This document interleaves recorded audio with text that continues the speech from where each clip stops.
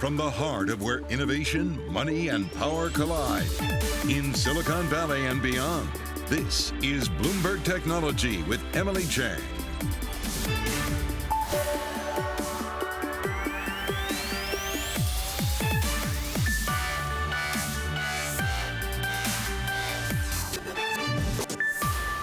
I'm Caroline Hyde in New York. I'm in for Emily Chang, and this is Bloomberg Technology. Coming up over the next hour, Elon Musk's escalating battle with Twitter, the $44 billion takeover offer possibly in jeopardy.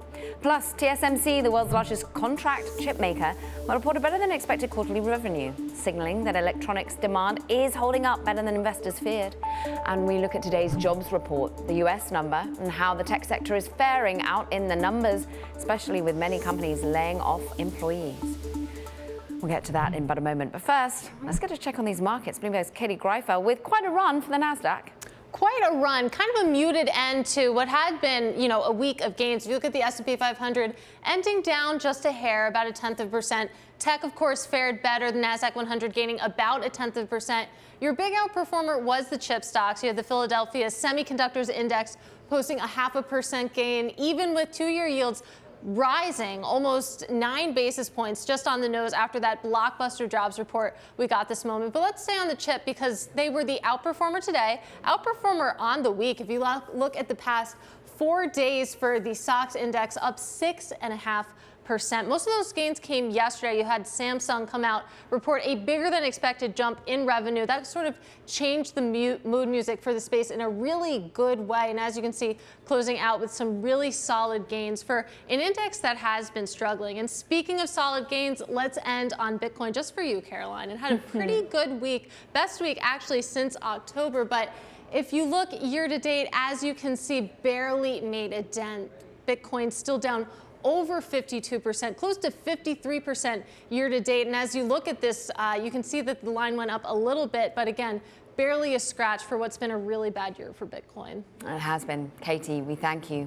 And we've kind of been bracing ourselves for a pretty bad jobs report as well, if you look at the anecdotal evidence coming from some of the tech firms at least. But actually, US employers added way more jobs in June than forecast, and the unemployment rate held near a 5-decade low. Signs of both strong demand, tight labor market that will keep the federal officials pretty much tilted towards another interest rate hike to the tune of 50 or 75 basis points. Daniel Zhao of Glassdoor joins us now to discuss the current labor market. And Daniel, before we dig deep into the nuances, particularly affecting the tech sector, let's talk about broad brush. 372,000 jobs added. It was good. Yeah, this is a jobs market that fundamentally remains healthy. We're seeing strong job gains, and even though there is rain on the forecast, we still see that skies are clear for the labor market. Overall, where did we see any weakness of at all? My eyes trained, for example, into the participation levels. That was a blemish in the report. We did see labor force participation rate come back a little bit, and that was in large part driven by a decrease for Black workers. However, I think that we shouldn't put too much stock into 1 month changes, and I do think that as long as the job market continues to remain tight, then we should see that labor force participation rate continue to trend upwards like it's been doing over the last year. And what keeps it tight, therefore, Daniel, for the meantime?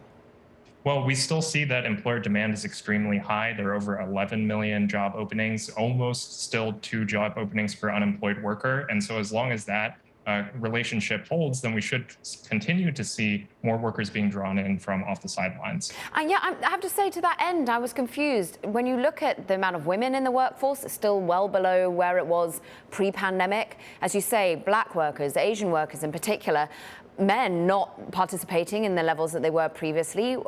Is it childcare that's the issue? Is it lack of good pay, benefits? What is it that's holding people back, do you think?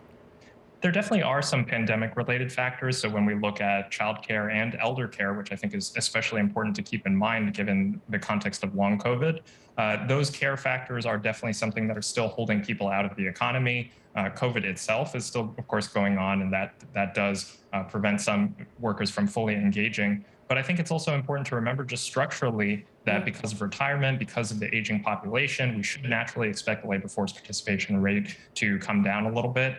And on top of that, we also have other factors like immigration, which has been particularly low over the last few years, holding down some potential labor force gains. Daniel, I'm interested in therefore going sector by sector, because what we do continue to see is kind of a shifting of where we've been spending. We all want to go and have experiences. We want to go out. We want to eat. We don't want to be buying things in quite the degree that we were before. Now, are you seeing that borne out in terms of labor still? Well, actually, I think what's really interesting about today's report was that we saw very broad-based job gains. So even though there are concerns that consumer spending is rotating away from goods back to services, we actually saw healthy job gains in retail, around about 15,000 jobs added after job losses last month. And so that's still an area of strength where we are still seeing job gains, despite some of these anecdotes that we've been hearing from companies, from earning calls of weakness in the retail sector. Well, I mean, let's talk about some of the anecdotal evidence, because it's not just been in retail, it's been in real estate, particularly technology-driven real estate. We've seen the likes of GameStop saying that they're letting go of workers. I mean, I know these are very tiny pools of labor, but then you have a headline that comes from the information that says Oracle is discussing laying off thousands of workers as they look to cut, about $1 billion in terms of costs. Are we going to brace ourselves for that, Daniel? Well, I think today's jobs report is actually a little bit of a surprise, because we actually saw information add 25,000 jobs, which was well above what you might expect, given we've heard all of these anecdotes, these prominent anecdotes of layoffs. And I think what we might be seeing is that, yes, there are prominent layoffs, but they might not be widespread quite yet. Or at the very least, many workers who are being laid off are able to get back on their feet pretty quickly and find other roles. Certainly what we've been hearing anecdotally is that maybe candidates have 2 job offers as opposed to 5 job offers on the table. But the fact is that they are still finding jobs. They are still being hired. And what about the wages that they're seeking, Daniel? I mean, what was interesting is probably music to the Federal Reserve's ear is that wage inflation is actually being pretty suppressed at the moment. Wage inflation is slowing, and I think that that is a result of the slowing labor market overall, because in that example I gave, if somebody has 5 job offers on the table, then certainly they have a lot more leverage than somebody who only has 2 or somebody who only has 1. In all of those cases, that person is probably getting a new job, but their wage growth potential is very different in each of those scenarios. Therefore, from your perspective, the market reaction was one of, uh-oh, good news is bad news. We're slightly worried about, therefore, how far the Federal Reserve goes in terms of interest rate hikes, and we saw the bond market move in that direction. Daniel, do you think overall this does give the Federal Reserve free rein to start hiking and continue to do so more aggressively? I think that the strong jobs report, but with the cooling wage growth, does help assuage maybe some fears that the Federal Reserve might have had that we would see a more dramatic slowdown or faster slowdown than previously expected. Certainly, I know the Fed has said that they're going to react to data as it comes in, but for now, the data seems to be indicating that the labor market is very healthy. Daniel, Zhao, thank you so much from Glassdoor, of course, senior economist there, talking all about some of the numbers and nuances in the numbers, particularly around the tech sector. We thank him. As I just mentioned, we're talking about GameStop perhaps cutting some of its jobs. Shares were falling on the back of that news. The company fired its CFO, plans to cut jobs to basically be turning around the business. We know the business has been hurt by shifting demands in the gaming world. In fact, GameStop's growth has slowed as gamers shifted from buying game discs to digital downloads. Coming up, jitters surrounding Elon Musk's offer for Twitter. We debate as to whether really he can walk away or how long this is going to end up in court in Delaware. This is Bloomberg.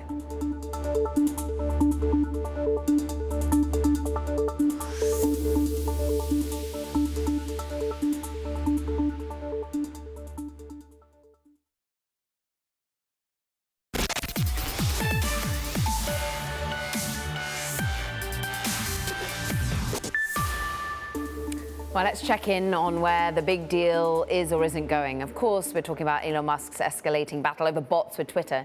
He's possibly threatening to walk away from that $44 billion takeover offer. Bloomberg's Kurt Wagner, as always, is all over the story, and he joins us now. So, I mean, is it about bots? I don't think it's actually about bots. I think, as we've been talking for a couple of weeks now, Caroline, I think this is probably about Elon's hope of renegotiating this deal, right? The market has changed dramatically since he agreed to buy Twitter for $54.20 per share in late April. I imagine if he had waited even just a month, he probably could have gotten the company for a much lower price. And I get the sense that he's using this bot issue to try and, force a change there. Thus far, Twitter has said again and again, we are holding him accountable for the price originally talked of. But realistically, this is heading for the courts, right? If indeed he does walk away. It feels that way because, as you point out, Twitter really, I guess, has control here in the sense that he has agreed to buy the company for this price, right? He cannot simply walk away without some type of a legal battle, and Twitter seems to be saying that they're willing to do that. Now, I don't know how beneficial that is to Twitter to go spend a lot of time and money fighting him in court. Maybe they would, come to some type of settlement or agreement to lower the price without having to get there. But, it's in Twitter's best interest here to get the best deal for the company. And right now, that's $54.20 a share that he offered back in April. Certainly. And overall, do you think at Sun Valley we're expecting Elon Musk to arrive? Of course, Allen & Co. is advising, we understand, on the deal. So, I mean, the debate is going to come up. It's going to be lifted at some point, right? Yeah, the question is he going to be sharing any new information? And I think he last kind of spoke publicly towards the end of June, maybe June 20th, 21st. And he really just kind of said stuff that he'd already been saying before. And then there was a report yesterday, you probably saw from the Washington Post, that he's unhappy still with these bot figures and what Twitter's putting out on the bot front. So it may just be reiterating the kinds of things he's already been saying. Of course, anything he says new would be super significant because I feel like it's been a lot of the same stuff from both sides now for a couple of weeks. What's the one thing you're looking for on this deal, therefore? I guess I want to see if he's actually willing to walk away, right? I mean, he's sort of threatened it, I'd say 2 or even 3 times now. Is he really willing to say, I wish I hadn't done this deal and I'm going to force Twitter's hand to sue me? Now, of course, that's kind of like saying I'm most looking forward to the big fight scene at the end of the movie. Of course, everyone is, but I do really think that that's the main hang up here, is he really going to do what he seems to be threatening to do? Tell us a little bit about how Twitter is faring in all of this, how the executives are doing, both of that we understand have both been at Sun Valley, how the talent pool is going, because they did also confirm that they are likely to be slowing hiring, at least, maybe letting go of people in certain areas. It's been a tough go if you're an employee of Twitter for the last few months. Not only is this deal kind of hovering over everything, kind of creates a little bit of awkwardness around, what should we focus on? What should we build? But they have said they're going to do cost cuts. They did a hiring freeze. They even rescinded some job offers. And then there was news yesterday that they actually laid off 100 people. It's a very small percentage of the overall workforce, but you get the idea that things just aren't really moving in the growth direction for them right now. And when you add that on top of the fact that they're waiting for this deal to possibly close, but possibly not, I just think it creates a really awkward situation if you're an employee at the company today. And has it thus far, in any way, sometimes bad news is, well, all PR is good PR. Has it made people turn to the social media platform? Have people re-engaged with it than previously before because it's been in the news cycle so much?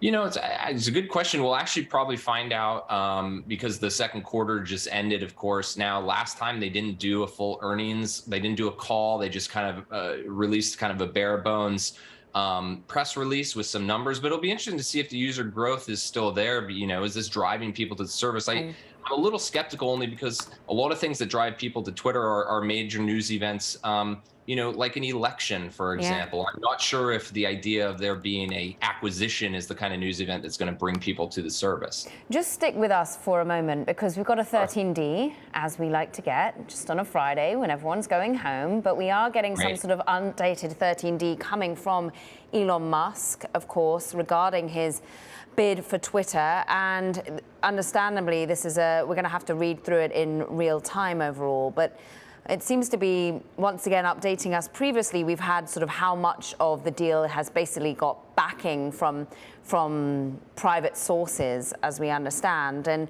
it amends the Schedule 13D initially filed by Elon Musk with the SEC on April the 5th with respect to the offer, it says, amended on the 11th, the 14th, the 21st, the 26th, the 27th. I mean, it goes on to say all the other times that it's been amended overall. But it looks as though that they are amending, adding the following, the information that sent a letter to Twitter, formally notifying Twitter that the reporting person is terminating their merger agreement, Kurt. The foregoing description of the reporting person's letter is qualified in its entirety by reference to the full text of the letter, a copy of which is attached hereto at Exhibit P and incorporated herein for reference.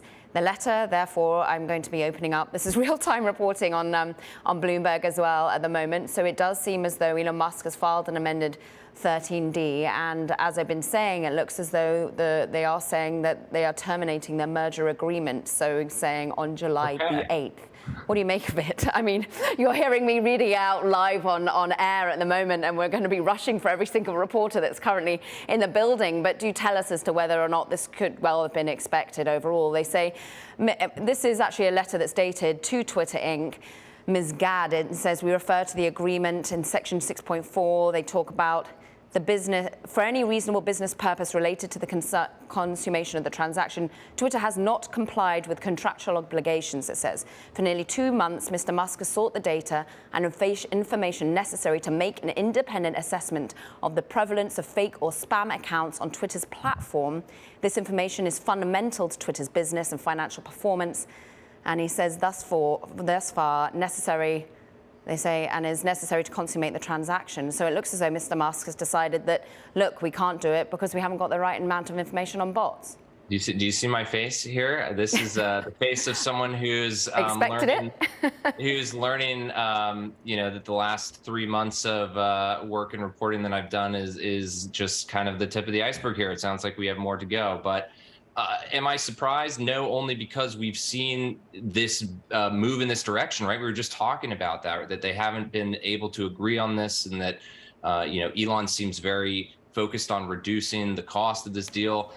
I will say I didn't expect did not expect him to walk away from something entirely. Again, I thought that he would try to renegotiate, but we need to go look at this further and figure out exactly what he's trying to do here, and maybe this is a first step towards a renegotiation, right? But it certainly feels like this thing that has been boiling for now a few weeks clearly is reaching the boiling point, right? It says, of course, his financial advisors at Morgan Stanley have been requesting critical information from Twitter as far back as May 9th. How much have the banks been involved in all of this? How much has Elon Musk had a lot of help and backers from elsewhere?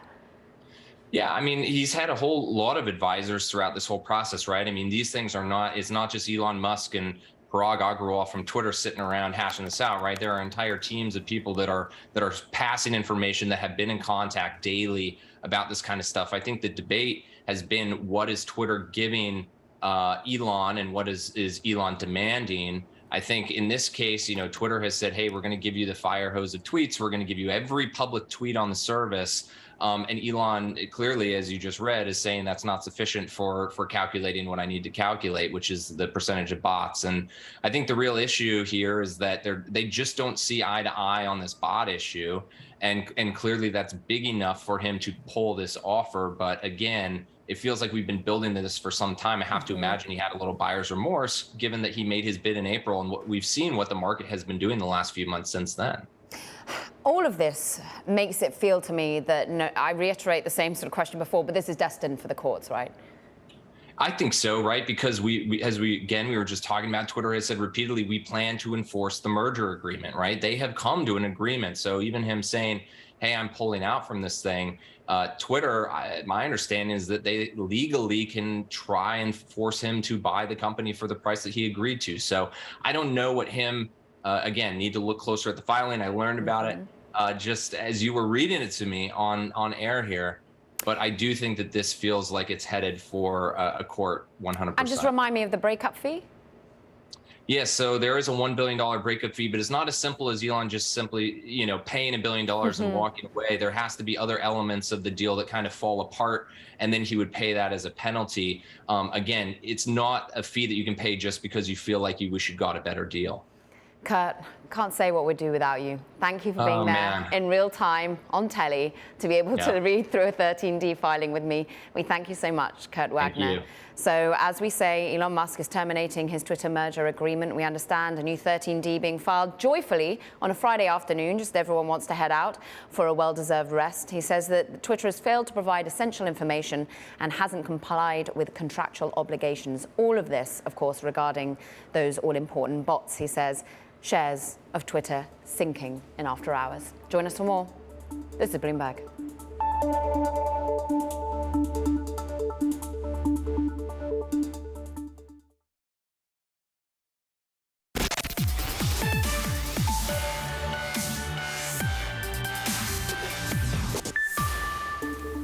Let's get back to the breaking news. Twitter shares falling after hours after Elon Musk has filed a 13D, amended 13D, saying that he wants to be backing out of the offer to be buying Twitter for $44 billion. He's terminating the merger agreement, saying it's failed to provide essential information and they sometimes ignored requests for information. I'm pleased to say that Alex Barinka is joining us now. You are meant to be talking about another social media platform, and we're very pleased that you're going to take some questions on this new breaking news, of course, being dumped on a Friday afternoon, Alex. And really wonderful to have you back on with me. It's been a long time since we've spoken. Talk to us about what you're making of this particular move. We all sort of saw it coming. Yeah, and I was looking at this letter here, and you'll excuse me having to peek at my phone because it just hit the wire. Something that I think is super interesting in this letter, Elon Musk in the filing is basically trying to invoke some of those requirements to break up this deal. I see here he's saying, calling out the company, saying that the claim that fewer than 5% of its daily active users are false or spam accounts is dramatically understating the spam accounts that are on the app. He's also, there are some fighting words in here. I'm seeing him say this understatement might cause or is reasonably likely to result in a company material adverse effect. In filing's terms, that means that would be something that would need to be disclosed to investors, but it does seem like Elon is fixating on that question of how many of the users on Twitter are verified users and not bots, and he's calling in and calling out the company here, making an assumption with math that I'm not sure where it's coming from, but he's saying that this claim that fewer than 5% of the daily active users are false accounts is actually not true. So that's the biggest thing that's popping out to me here. That and the fact that he says he's asked for a lot of this information time and time again, hasn't gotten it. And because of that kind of confluence of events that I know you all have been covering very closely over the last few months, he's saying those are the reasons why he is calling it quits on this potential deal. And as we know, that ain't going to be the end of it. Alex Barinka, thank you so much for jumping on, for getting involved in the breaking news, for calling out really some of the most prevalent parts of this particular 13D filing. And as we know, as now, it looks as though Elon Musk is trying to back out of his offer for Twitter. We'll see how that continues to unfold. Stay with us for breaking news analysis on this Friday afternoon. From New York, this is Bloomberg.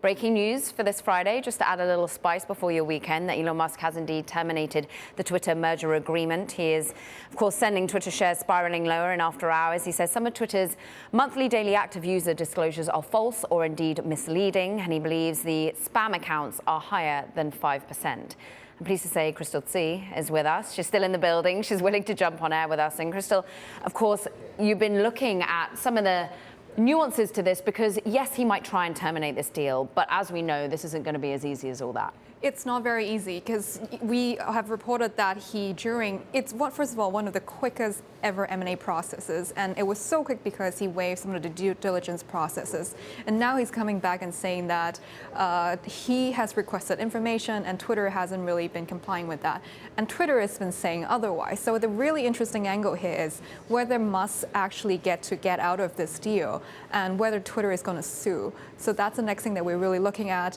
and like you said, it's not going to be as easy as as just walking away. Many had anticipated that the next stop is the courts, is Delaware. The problem here is who's got the financial might? The wealthiest man in the world to drag this through the courts, or indeed a Twitter that has a fiduciary duty to its shareholders to, yes, get the best price deal, but also not to spend all its money on legal fees. That's exactly right. So whether Twitter is going to fight this fight or hash out a deal with Musk, that remains to be seen. Interesting to note that Sun Valley is still going on. Yeah. Musk is there, so as Twitter's CFO. So whether they can hash some deal out during Sun Valley, the billionaires retreat, that could be interesting. But it definitely dropped at a very unexpected time Friday afternoon. And it has to be said that, to be fair to Elon Musk, yes, he decided to waive some due diligence, but he made this bet, this offer, just before the market really started to hit free fall. We'd actually been falling basically ever since the top of the market in January. However, we are now very much in a bear market when it comes to the NASDAQ. We have seen tech valuations plummet. And arguably, is this just him trying to get a better deal for himself?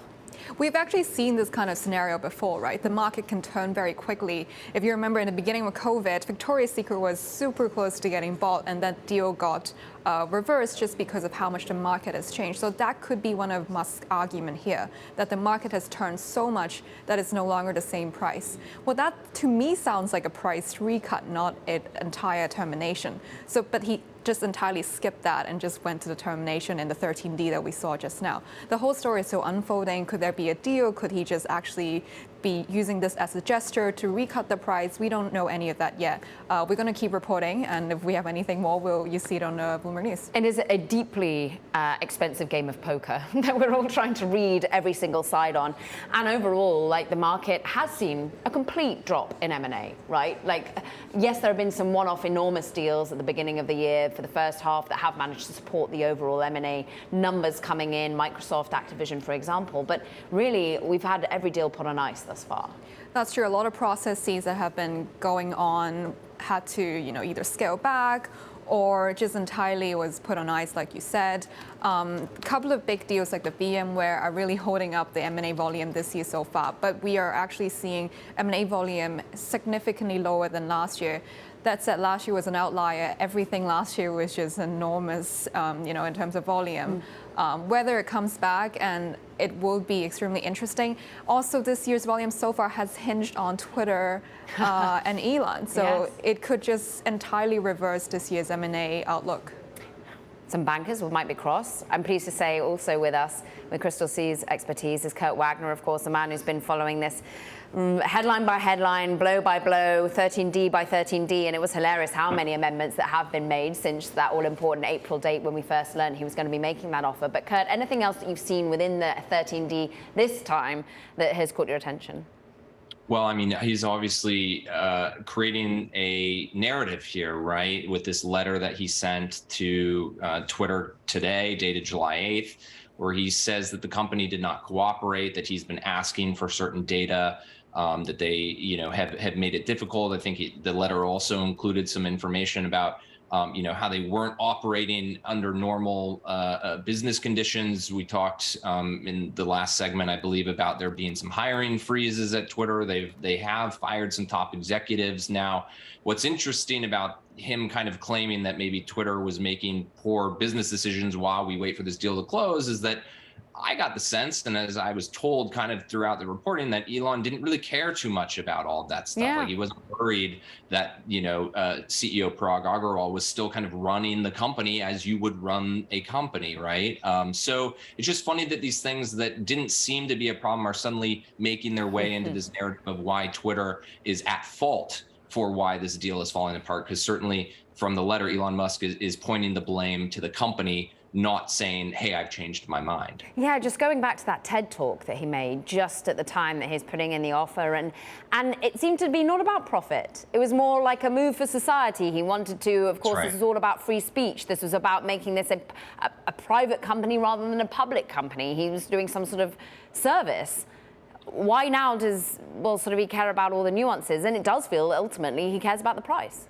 Right. And that's what I think the answer is. I don't think that it's the nuances. I think it is that this ultimately looked and became a bad deal for him. And so then all of a sudden, all these things that didn't matter a few weeks ago suddenly do matter because they help him in his argument that, hey, I tried to make a good faith deal and Twitter did not, right? That's what we're going to start hearing. That's what we're seeing in this letter. And I imagine that will be the argument moving forward. Now, the funny thing about the bot issue, right, is that Elon Musk has been complaining about Twitter bots since before he bought the company. So he knew and has known that bots are a part of Twitter. He's had bad experience with them before. And now he's, again, coming out and using the bot issue as a reason to maybe walk away from this deal, or at least attempt to walk away from this deal. So, I really think we're going to be parsing this for a while, but my gut initial read here is that he's really trying to, set up his narrative for why he thinks Twitter is responsible for this deal falling apart and not him.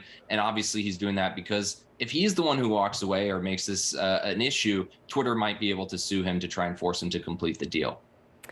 Kurt Wagner, we thank you so much for all the breaking news analysis, and Crystal C as well, really jumping in the share and giving us such analysis and nuance to what we are learning, of course.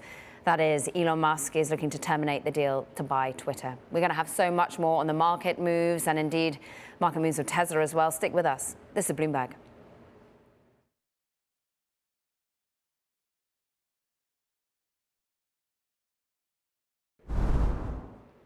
Welcome back to Bloomberg Technology.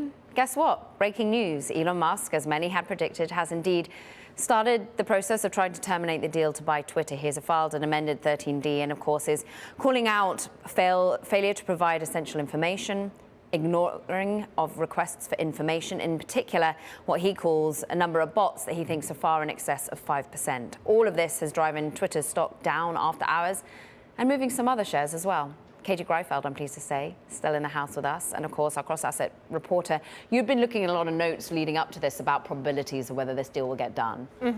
It's been interesting to watch sort of the Wall Street community talk about this deal. And Dan Ives from Wedbush put out a note yesterday, actually, saying that there's a 60% chance that this deal even gets done. That was yesterday, of course, following some Washington Post reporting. They also suggested that there could be a 35% chance that Musk walks away from the deal altogether, which obviously has borne out now. And obviously the bots question has been a big question regarding this deal, but there's also the share price to consider. Of course, when Musk had made this offer, it was at $54.20 a deal, $54.20, and that had been sort of floated in the analyst community that maybe that price is just too lofty. Maybe they'll negotiate it down more. And you can see Twitter shares right now trading around $34.54. So that premium, that between the two had grown and obviously growing now, and now the deal is terminated. And I also want to ask you a bit about the Tesla market reaction, one that you'd pointed out on Twitter itself, ironically, as we're all using that social media platform to break the news.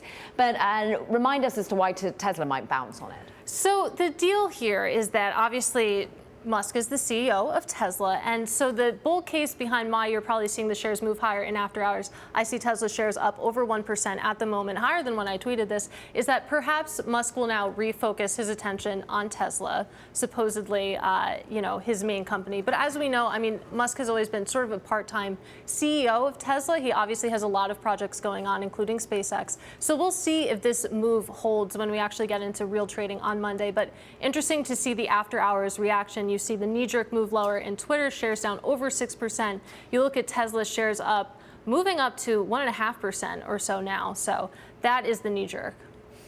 Katie Greifeld, as always, we thank you for the knee-jerk reactions, the ultimate reactions. Very pleased to say also ahead of Wall Street Week is our very own David Weston, of course, anchor of that show, anchor of course, of the politics show for us as well, and also a man who knows an awful about the law. Yeah, and this is going to the courts, right? Yeah, the one clear winner in this that I can identify are the lawyers. There are going to be a lot of lawyers charging a lot of money and are going to pay a lot of billable hours as a result. I mean, I think there's so much we don't know at this point, and we know that now Elon Musk says he's not going to go forward with the deal.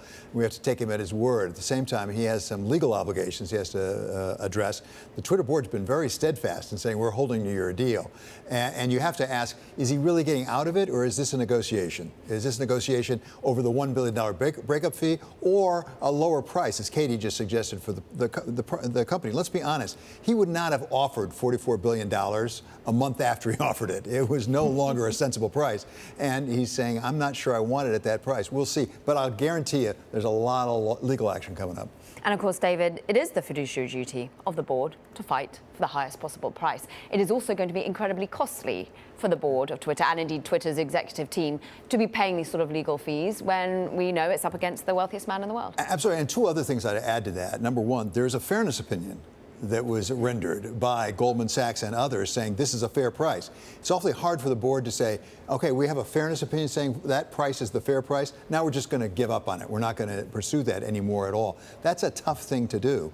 And the board has a pretty good legal argument, I would think, and they've been pretty steadfast. At the same time, I suspect part of what's driving Mr. Musk is the board has shown very little willingness to negotiate with him.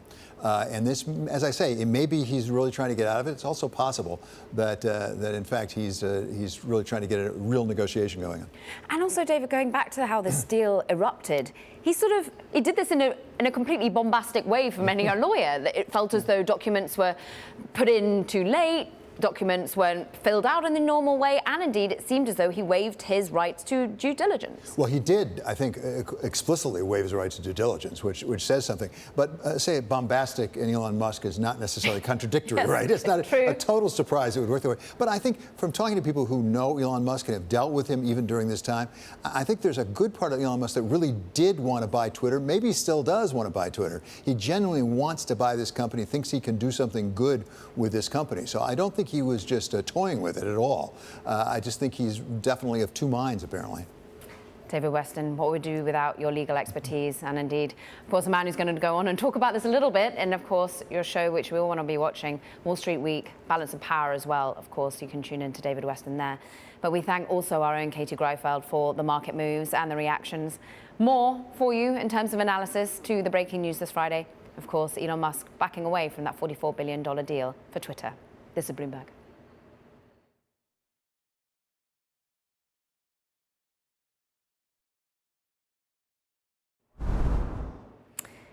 The disastrous scenario has occurred, as according to Dan Ives as well. This is, of course, a key analyst on all things Twitter, putting out a note as we speak from Wedbush. Dan Ives saying that the termination that we've just learned of, Elon Musk trying to terminate the $44 billion deal for Twitter, is a disaster scenario for Twitter and its board, as now the company will battle Musk in an elongated court battle to recoup the deal and or the breakup fee of $1 billion at minimum. To discuss this a little bit more, amid all of this analysis, I want to bring in Ed Ludlow, who has been on the plane back from one Sun Valley event where absolutely everyone has been talking about this deal. You managed to read the letter, the 13D. What were people saying about this deal to you, Ed Ludlow?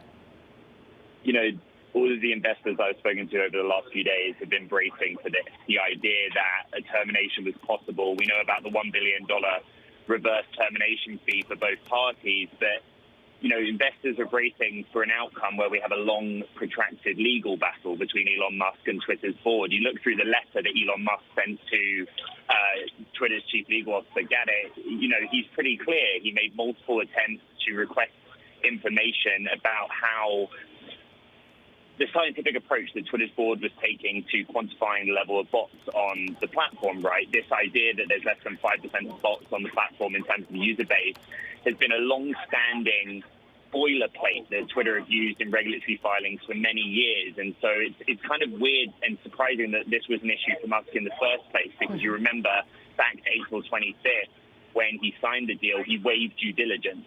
Anyway, you know, with the news as it is breaking that he's terminated, you know, everyone I've spoken to in Sun Valley thinks that this is bad for Twitter. It's a disaster, as Dan Ives put it, because, you know, they're already cutting costs. They've been bracing for a recession in which they're going to have to lower R&D spending, lower headcount. Ad market is looking okay globally, but it's not perfect. And now they're going to have to go to court and get this done. And it was only yesterday, Kara, as you remember, that they reiterated they intended to follow through with the terms of the original deal. And yet here we are, me on a jet plane, you in the studio, and Elon Musk walking away from the deal. Just remind us, because he talks of not enough information. He talks of multiple requests. I thought Twitter had been delivering information regarding bots. So in the letter, Elon Musk's attorneys say that by Twitter's own admission in the communications they've made since the beginning of May and through the June period, that the data was incomplete. Twitter's argument basically is that a third party, be it a third party installed by the Musk team, a third party chosen by Twitter, cannot verify the level of bots on the platform.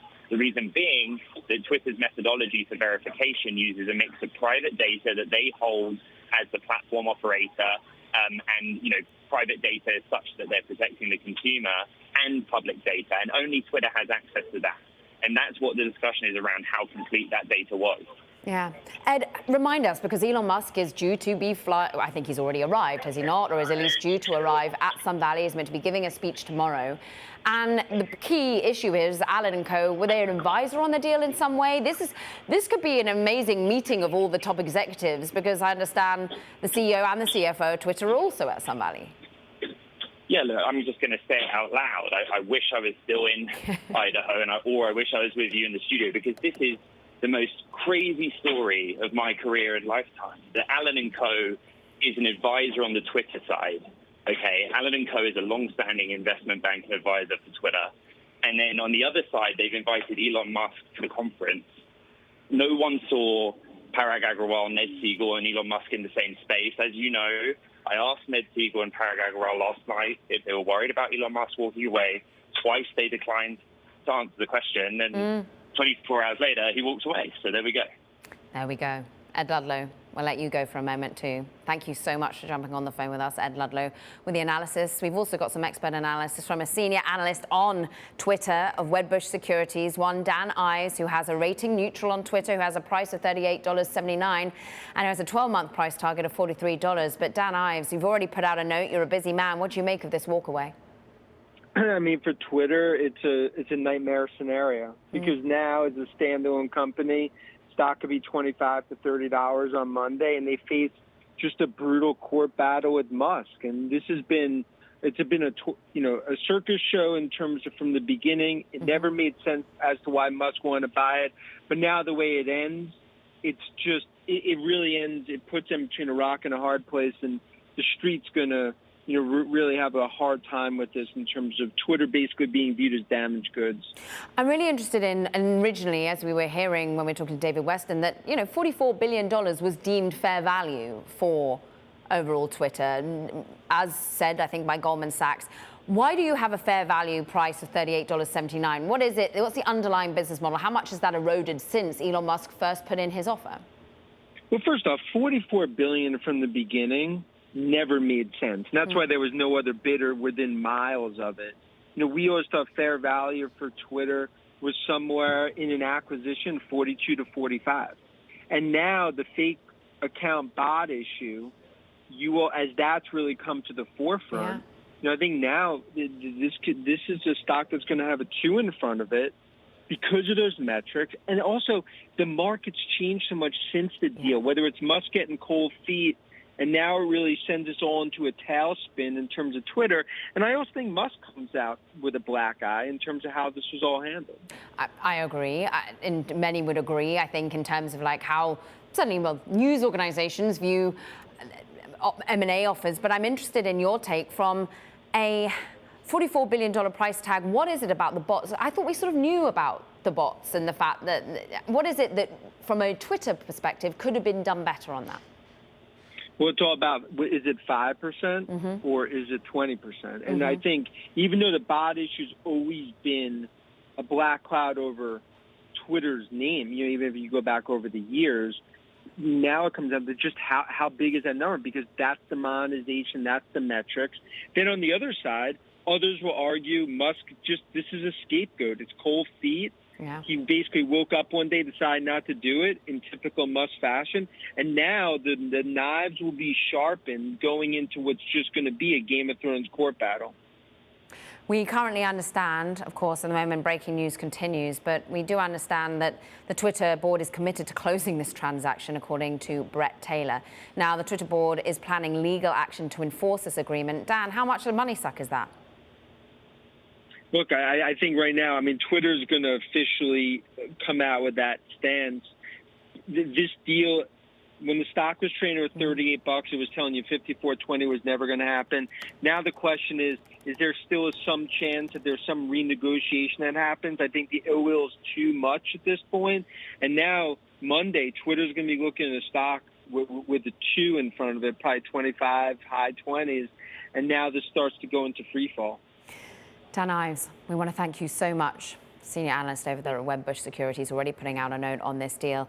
As we say, the Twitter board is planning legal action to enforce this agreement. This is coming from Brett Taylor. He is the chairman of Twitter. He's a busy man because he's also the co-CEO, we know, of course, of Salesforce, but he is on the board of Twitter. And he is saying, look, we're going to be fighting this. They intend to close the transaction at $54.20 a share price. They received a notice of the purported termination from Musk. And they intend to close this transaction. They're confident in the merger pact.